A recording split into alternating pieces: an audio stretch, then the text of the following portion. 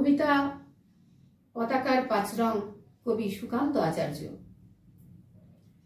বলো তো দেখি পতাকায় মোদের কয়টি রং আছে?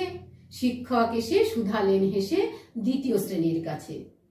একসাথে মিলে সব ছেলে বলে, তিনটি বর্ণ রয়েছে টাঙানো জাতীয় পতাকা জুড়ে। শ্রেণীর পিছনে বেঞ্চের কোণে শিশু ছিল এক বসে। পতাকার মাঝে পাঁচ রং আছে, বলল সে মৃদু হাসে।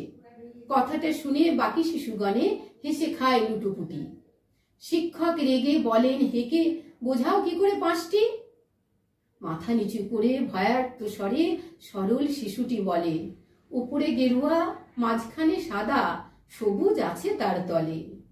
আর আছে আঁকা গোলাকার চাকা, নীল রং আছে এতে।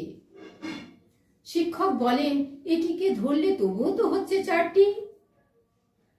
অবুঝ শিশুটি বলল তখন, রং আছে আর এক, লাল লাল ছোপ দাগ দেখা যায় ওই পতাকার মাঝে। বাবাকে যখন আনলে ওরা কফিনের ঢাকা খুলে, জড়ানো হয়েছে দেহখানা তার পতাকার ফুলে। রক্তের দাগের ছিল লাল ছোপ ওই পতাকার মাঝে। এই নিয়ে হলো মোট পাঁচটি, এবার তো ঠিক আছে? সরল শিশুর জবাবখানি কাঁপিয়ে দিল বুক, অশ্রু এলো নয়ন ভরে, শুকনো হলো মুখ।